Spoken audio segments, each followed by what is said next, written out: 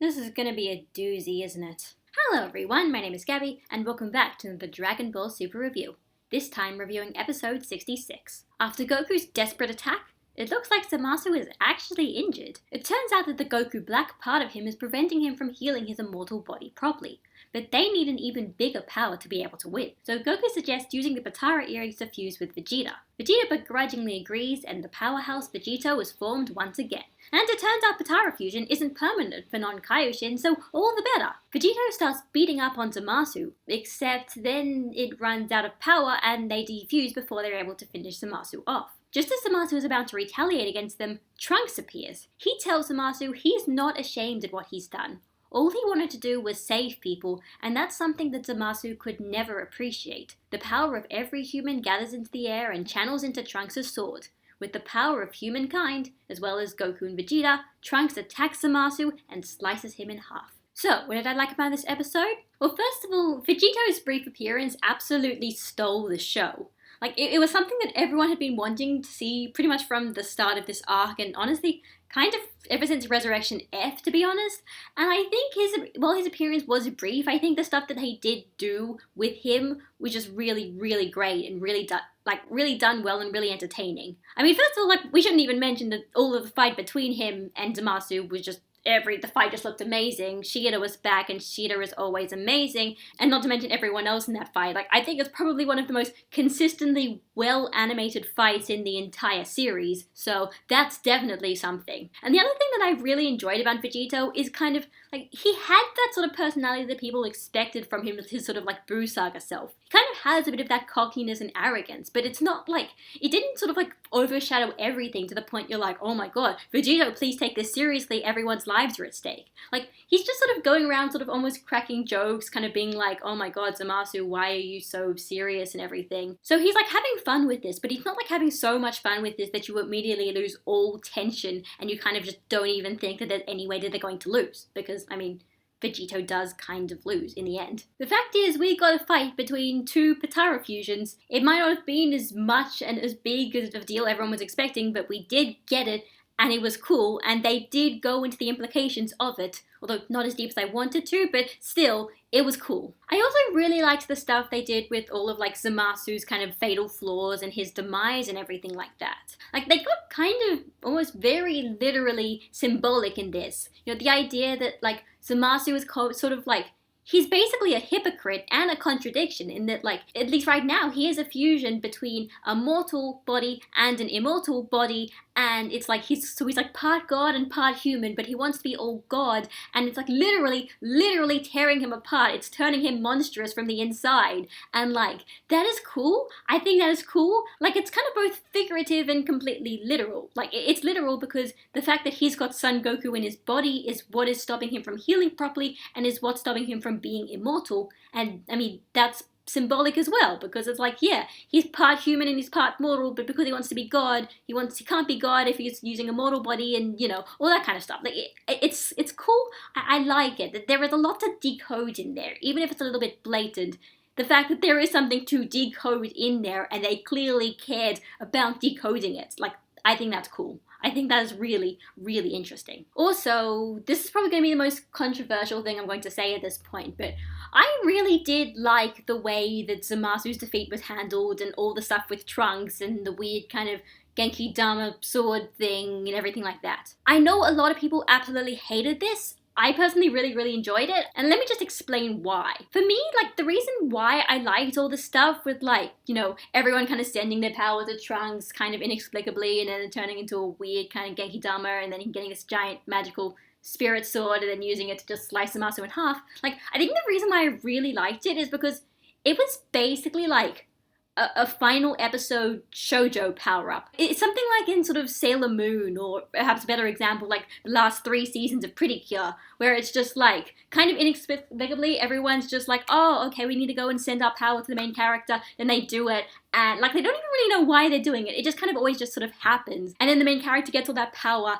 and then they use that to just totally beat the main villain while going around giving a speech as to how they suck and how their ideals are wrong and stuff like that. Trunks kind of gets a power up, but a shoujo power-up doesn't really come from off-screen training or even from rage boosts. Shoujo power-ups come from, like, power of love and friendship and determination and believing in oneself. And on the one hand, I totally understand why people would have a problem with this, in that there's no real proper explanation for it. It just kind of happens and no one even really knows how they're doing it. But the thing is, like, the idea with, like, final episode shoujo power-ups and with shoujo power-ups in general, like, the very idea about them is you don't expect an explanation for it. They're these things that kind of just happen because they're a lot more symbolic than completely literal. No one really goes around and tries to determine how powerful the legendary silver crystal in Sailor Moon is by all of its real-world feats. I mean, you could do that, but that's kind of not the point. The point is, like, it's got this infinite power and it can kind of just do whatever the plot demands it to, and that's kind of what they were going with this power-up. At least that's what I think. And I know people are going to say, but Gabby, that's just lazy storytelling, not giving explanation for things. And I understand that, because Dragon Ball is that show where you do expect explanations for things, but at least what I felt like when I was watching this is I don't think he was supposed to take this as literally as Trunks somehow managing to learn how to use the Genki Dama and just kind of just doing the Genki Dama. Like the fact is, Trunks doesn't seem to really even know what's going on until he sees everyone's power flowing and he's like, oh, okay, I think I kind of get it now. Like, it's symbolic. I just feel like people are reading too much into this. I'm sorry. You can do that. In fact, you can also hate this. I understand why you hate this, but for me it was just like, this is like a magical girl ending and I love it and this is just great. Maybe a bit rushed, but great. I don't really care as much about consistency as a lot of other people do. I don't care if things can sometimes get a bit strange and like maybe be a little inconsistent, as long as we get something really cool out of it, and we definitely got something cool out of it, out of this episode. I mean, I think we just need to stop and think about this for a second.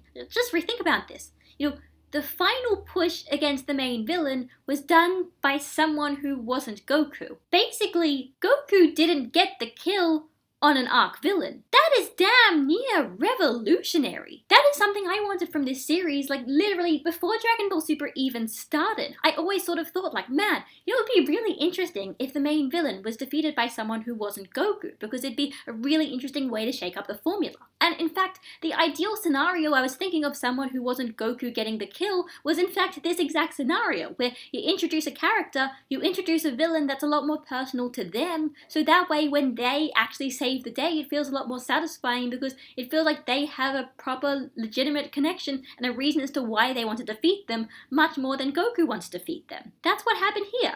Trunks has a much closer connection to Zamasu. Zamasu and Goku Black destroyed his world, and he cares a lot more about all these idealistic things about gods and mortals that Zamasu was talking about.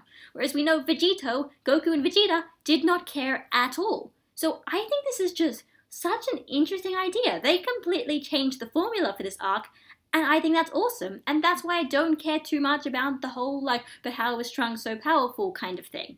And honestly, I don't even think he was supposed to be that powerful. As for what I didn't like about this episode, well, the big obvious thing is the fact that Vegetto, the long-awaited fusion between Goku and Vegeta, was only really around for about maybe 10 minutes of screen time. It was a really awesome 10 minutes, but it was only 10 minutes, and it was like, it definitely made you feel like this entire Vegetto thing was not supposed to be such a big deal. And that in itself is kind of strange, because, I mean, well, first of all, since Resurrection F, they'd been potentially hyping up the idea that Goku and Vegeta, if they teamed up together, would be really, really strong, and not to mention all of the clues that they kept hinting throughout to this arc, it kind of made you think that Vegetto was going to be the climax. It was going to be like the thing that defeated Zamasu. It would work thematically as well, although maybe not as interestingly as how they ended up doing it. So the fact that it was only there for 10 minutes, basically, made me feel like that this wasn't supposed to be important at all. And at worst, this is kind of just like a blatant attempt by Toei to sell some Vegetto toys. I mean, the very reason as to why Vegetto defused so quickly in the first place, it was very strange and kind of very much felt like they were literally just throwing these plot details out there just really, really quickly,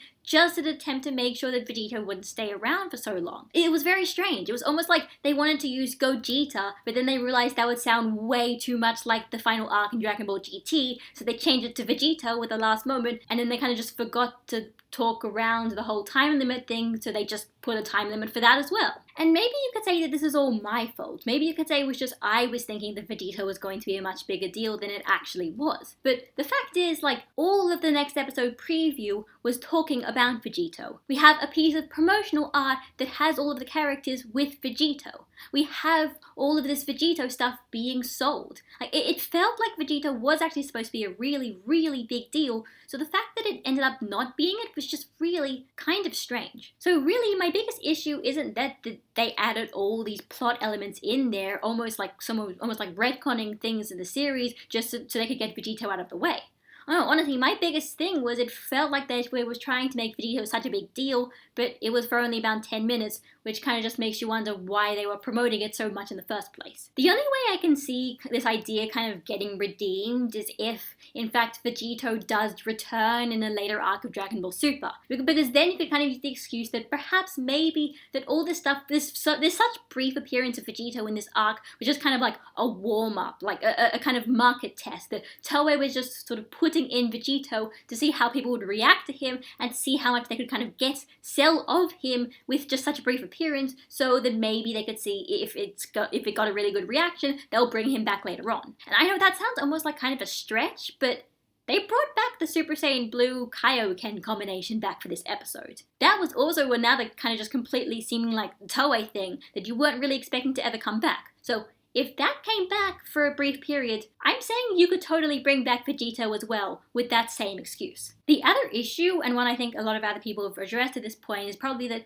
this episode felt a little rushed. It kind of felt like the Vegetto thing and the Trunks thing were things that should have been like focuses of their own separate episodes, and then they were just desperately jammed together into one episode. And I was thinking that perhaps it might have been a schedule thing, that maybe Toei wanted to put all of their talent onto the one episode, so they had one really good episode as opposed to two kind of longer but mediocre looking ones. But on the other hand, it does kind of mean that, yeah, these two major events share the screen time of this one episode, and it means that, yeah, these two events aren't nearly as much of a big deal as they should have been. So as for next episode, looks like everything is going to be kind of being wrapped up a little bit. Hopefully the things that everyone wanted to have explanations for, and actually are going to have explanations for, will be explained.